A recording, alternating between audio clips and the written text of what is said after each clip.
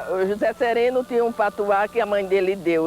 A mãe dele falou: meu filho, enquanto eu viver, você não vai morrer. Você nunca tira esse patuá do seu pescoço.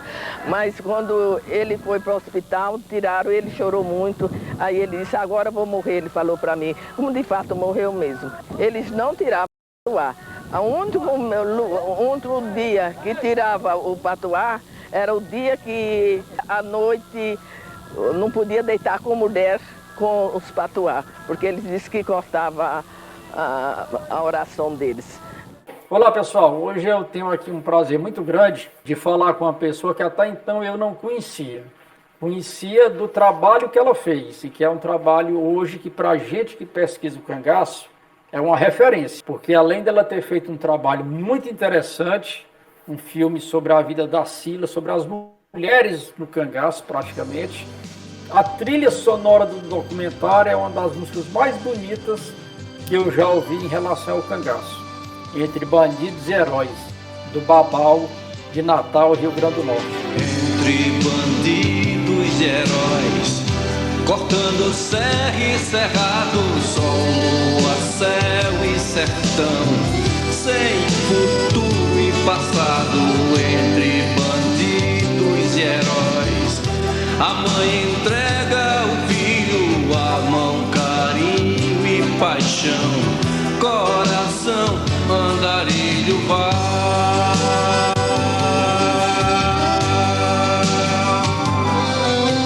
Eu queria, professora, que a senhora se apresentasse. Eu não queria nem lhe apresentar, eu queria que a senhora se apresentasse para as pessoas que acompanham a gente aqui no canal. Tá bom, muito obrigada. Queria agradecer o seu convite, Aderbal. Eu sou professora da Universidade Federal do Rio Grande do Norte, no Departamento de Antropologia. Sou pesquisadora também e faço extensão, né? Ensino, pesquisa e extensão. De onde surgiu a ideia de fazer esse trabalho sobre a Cila? Por que a Cila? E como foi que vocês saíram a campo para registrar aquela história? Eu fiz o meu concurso em 1994, aqui na UFRN, assistindo um programa de televisão, né, um jornal, tinha um depoimento, uma entrevista da Cila, e eu assisti essa entrevista, fiquei assim impressionada com a história dela, a história de vida da Cila, também com a história do cangaço, né? Eu fiquei impactada com essa história, com a história de vida. O meu trabalho na antropologia é voltado para história de vida, oralidade, biografias. Eu gosto muito, né, de ouvir as pessoas e as suas histórias, né, histórias de vida.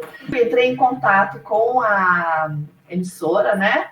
E aí eles me passaram o contato da Cila e eu fui atrás, eu quero conhecer essa história e foi um grande prazer, assim, para mim foi um dos encontros mais marcantes da minha vida, ter conhecido a Cila. Qual foi a impressão que você teve dela, assim, a primeira vez que vocês se encontraram? Nossa, uma mulher forte, decidida, batalhadora, uma guerreira, isso é muito bom, principalmente para quem trabalha com antropologia visual, que eu estava falando que eu trabalho com antropologia, mas eu trabalho com antropologia, então, história de vida, biografia, e trabalho com antropologia visual, né?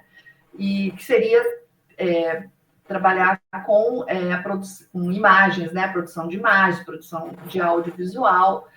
E, na época, uma outra coincidência foi um edital, o edital da antiga TV Manchete, e, na época, a TV Manchete lançou um edital para roteiros, aberto para as universidades, para, né, professores universitários. Aí eu participei do edital, o edital foi muito concorrido, tinha mais de 100 projetos, eles selecionaram 10 projetos. Aí eu entrei em contato com a TV universitária, porque a gente não tinha equipamento na época, eu estava chegando aqui em Natal, ainda não tinha equipamentos, e, enfim, e a TVU disse, não, com relação à edição, a gente pode editar aqui na TVU. E com relação à produção, então, um equipamento, uma produtora, foi que a pequena verba que eu usei foi para contratar uma produtora que foi junto comigo, né, um responsável técnico, para fazer esse trabalho, né, esse filme.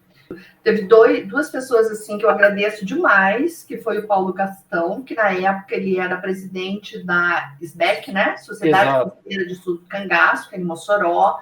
Ele recepcionou a gente muito bem. E ainda teve o Alcino Costa lá em Poço Redondo. E uma outra pessoa também muito importante é o Gutenberg Costa, que é um historiador, jornalista. Cada cidade que a gente passava tinha alguém ligado ao cangaço, alguém que conhecia a Sila e que recepcionava a gente, sabe? Por exemplo, lá em Poço Redondo, eu me lembro que a gente ficou na casa da família dela, sabe? A gente ia para casa realmente do irmão, do primo, sobrinhos, enfim, né? Todos os parentes, assim. Então, a gente era recepcionado de forma muito, muito, muito, muito acolhedora, muito fraternal. Como foi para você, professora, entrar nesse mundo estranho do cangaceiro? Foi, assim, um fascinante, né? Primeiro, para fazer o roteiro, aí eu fui atrás de vários livros, a bibliografia, fui atrás desse material para tentar entender, mergulhar nessa bibliografia e vi que tinha muita coisa bacana, mas também muito conflituosa, né? E eu digo, nossa, mas eu não... E aí eu fui assim, não, eu quero a história da Sila, a história da mulher no cangaço, né? Porque ele é algo assim, é um universo vastíssimo, né?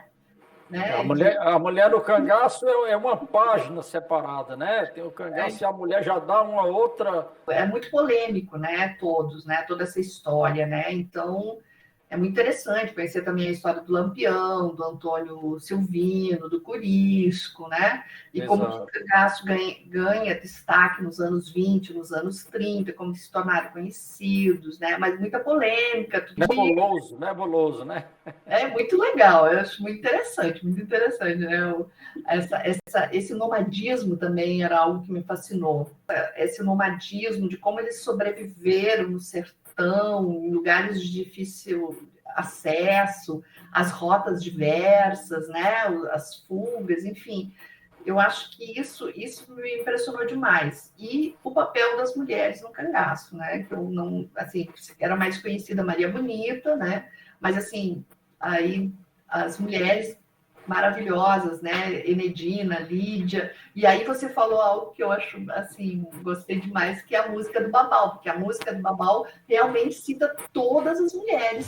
Lili, Quitéria, Adelaide, ela é Honora, Turvinha, Cristina e Enedina, Lídia, Nenê e Rosinha, moça, Adília e Nascinha, Dada, Maria Bonita, Sila conhece a história, que a história não cita.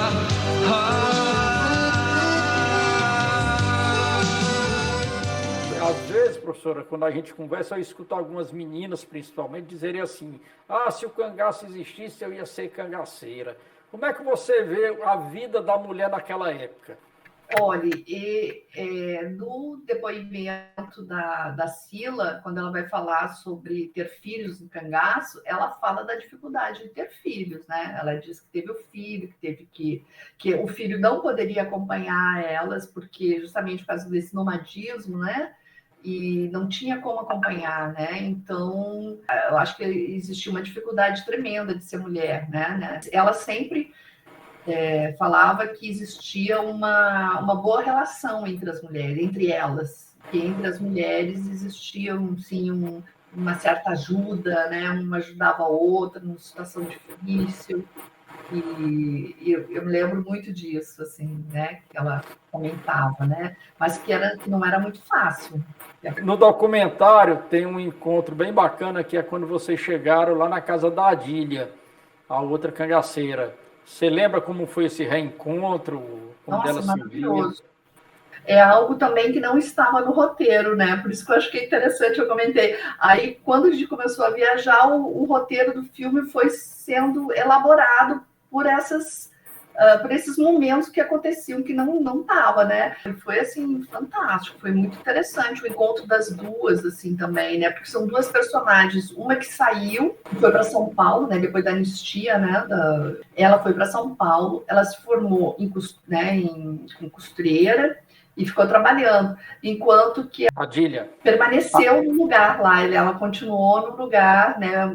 Rural, né? Numa casa, né? Numa situação mais difícil, vamos dizer assim, né, economicamente. Ver essas duas mulheres em situações diferentes, né? É muito, muito interessante de pensar também, né, o que não só no momento do cangaço, mas o que aconteceu com essas mulheres depois do cangaço. Então, poderia ali ter acontecido o inverso, a Adília ter ido para um grande centro e Cila ter permanecido.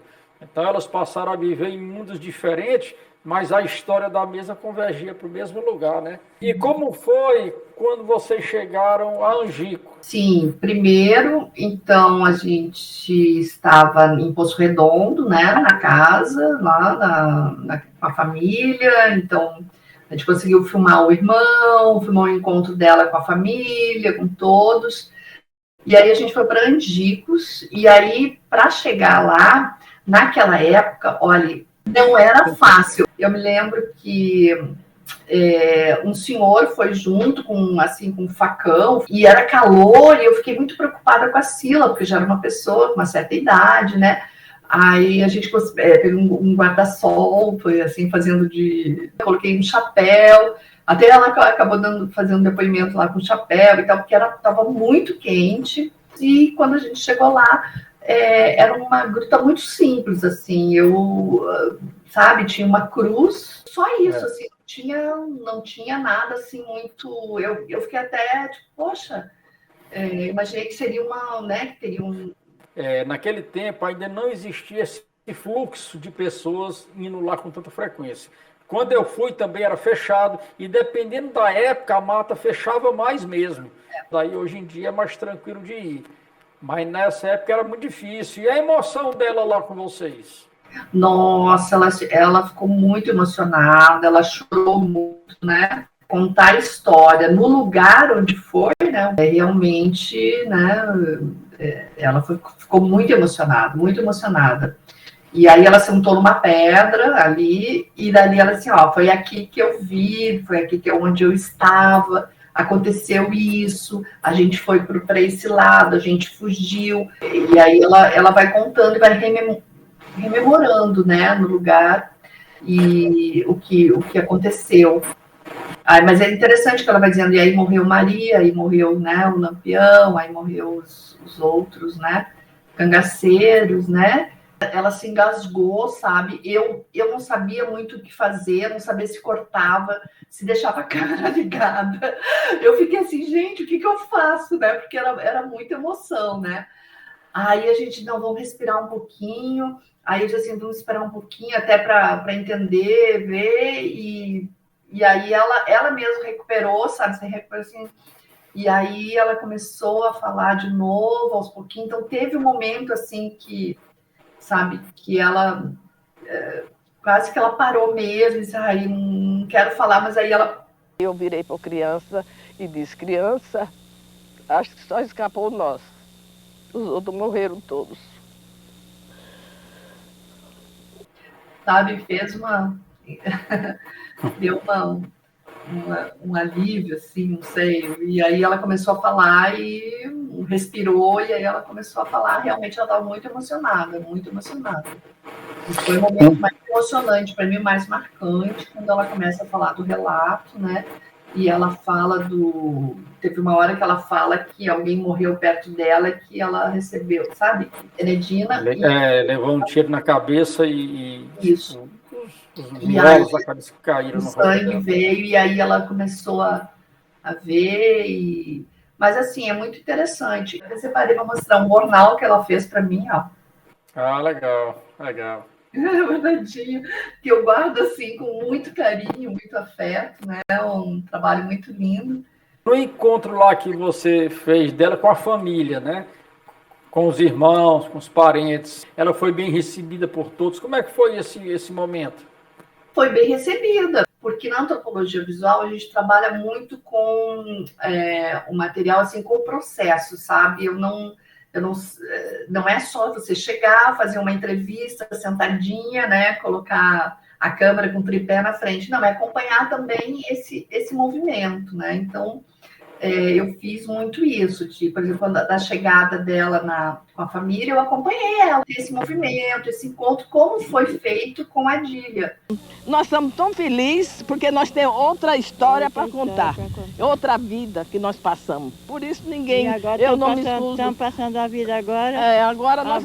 na vida que nós vivemos, agora estamos vivendo uma vida muito boa. Nós né? Esperávamos uma vida dessa, eu não esperava ser matada por um macaco e arrastada, e de qualquer maneira nós sofremos, mas estamos aqui para ver como é bom Deus, como Deus é bom, Deus é maravilhoso, Deus é tudo, viu? Quando a gente as duas se encontraram, a gente filmou exatamente o momento de elas se encontrarem. Não foi uma representação, não foi uma encenação, não foi assim um segundo momento, agora vocês vão lá, assim, falem. Não. É o processo, é a maneira que eu trabalho, sabe? Chama assim, de você tá gravando quando as coisas estão acontecendo. Então, é uma metodologia, né, que eu trabalho dentro dessa antropologia visual, que é nesse sentido. Então, foi um pouco disso, assim, não houve nenhum momento daquelas cenas, foi algo encenado. Né? Isso aí é bacana porque mostra a espontaneidade da pessoa. Porque realmente quando a gente diz, atenção, gravando, cai um peso em cima da pessoa, né? E quando você grava esses momentos assim, que são importantíssimos, o diferencial é muito grande. A espontaneidade, o que vai acontecer, a surpresa do momento, isso aí dá uma grande diferença no trabalho desse tipo. Mas esse vídeo, esse documentário, ele serviu, digamos, academicamente para a universidade, para curso? Como ele foi usado de alguma forma? Muito. Algumas universidades, em Santa Catarina, na USP, que trabalhavam com memória, sabe? Memória, principalmente com a memória histórica e a memória oral. É possível você, a partir desse filme, discutir a questão da oralidade, que é uma versão de uma mulher, né, uma voz feminina, e contrapor com uma bibliografia, com outro, né, o texto escrito, uma bibliografia. Então, essa discussão da oralidade com a escrita, esse documentário, ele faz parte de programas, assim, de disciplinas de várias universidades, sabe? Agora, quando o ano passado, a gente estava comemorando os 20 anos do núcleo do Naves, né, que é um núcleo que eu coordeno, que é um núcleo de antropologia visual. A gente comemorou o ano passado 20 anos e a gente fez um relançamento, vamos dizer, a gente passou um filme, né, da Sila, que foi muito, muito legal. Continua sendo utilizado nas várias disciplinas das universidades. Muito, sabe? Como é que você, como antropólogo, analisa a importância da oralidade em relação à importância da coisa documental, digamos assim, escrita? Eu acho que os dois né, são importantes, né? Tanto o documento, o texto, as imagens antigas. Eu faço pesquisa em acervo, em arquivos, eu vou atrás de documentos também, né? Documentos de época, eu acho que eles se complementam, mas nenhum é superior ou tá acima, ou são várias narrativas, né? Você tem a narrativa escrita, você tem a narrativa oral, você tem a narrativa das imagens, né? Que tem muitas imagens, né? Tem filmes, né? Que também é uma outra narrativa, né? Tem muita coisa, tem um material interessante, né? Então, todos têm uma narrativa, são várias narrativas, são múltiplas narrativas, né? E não vejo uma mais, sei lá, importante do que a outra, ou uma principal e a outra secundária. Há muitos anos, no início, né, do século passado, vamos dizer, dos anos 20 e 30, a gente tinha uma visão mais positivista, né, da história, né? Da história oficial, a história dos documentos, depois disso, até quando você fazia a referência, você chamava, tem as fontes primárias, fontes secundárias, né? Mas isso já é uma crítica com isso, né? A gente tem que ter uma visão mais crítica, né? E ver que, né, são falas, narrativas que se complementam, né? E que a verdade é a verdade. Você acha que sem a oralidade, a história do cangaço seria conhecida como ela é hoje? Olha, eu não sei, acho que ela é toda baseada, né, na oralidade, né? A história do cangaço é a história dos volantes, a história das mulheres, do avião, né? Todo mundo tem a história do Benjamin Abraão, né, que filmou o cangaço. Isso é fantástico. Imagina, a gente tem esse material daí maravilhoso, né?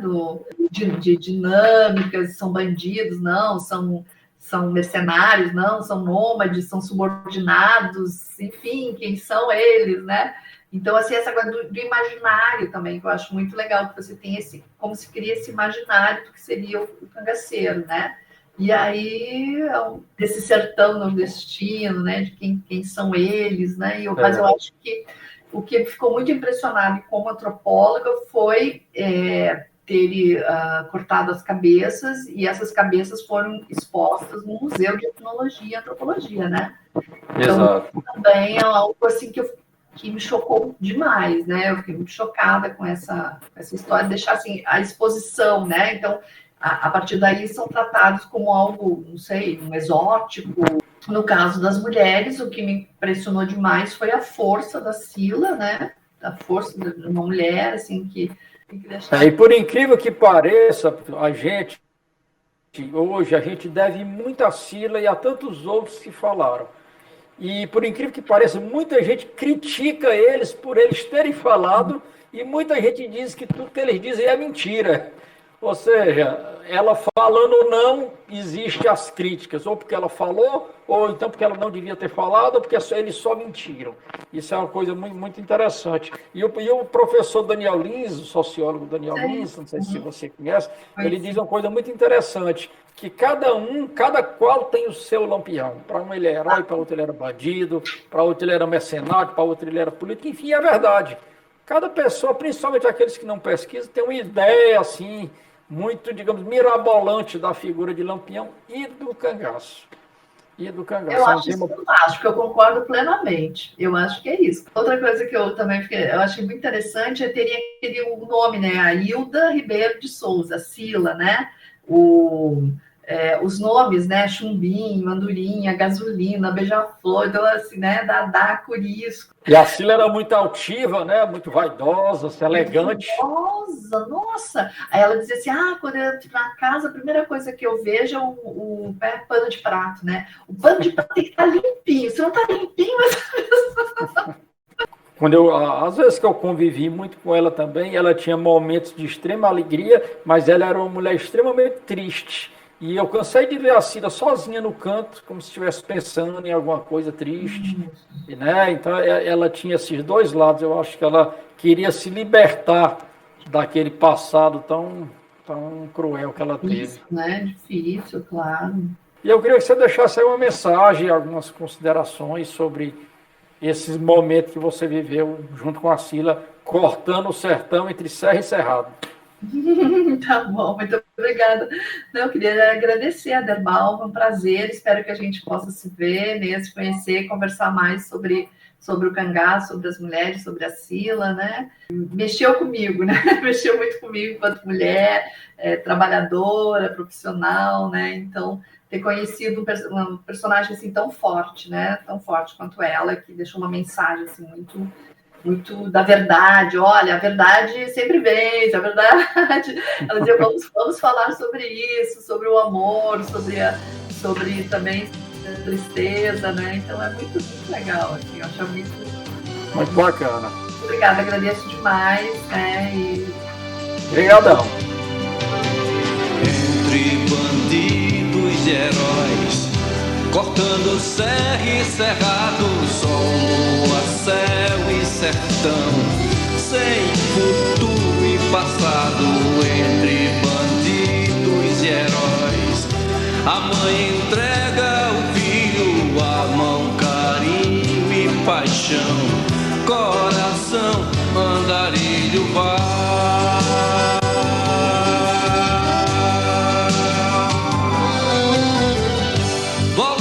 Macaco, arma na mão, coiteiro diz onde ficar. Bandidos e heróis dessa imensa nação, sem pátria, sem nome, sem lugar. Onde andará? Lili, Quitéria, Adelaide, ela é Honora, Cristina e Enetina.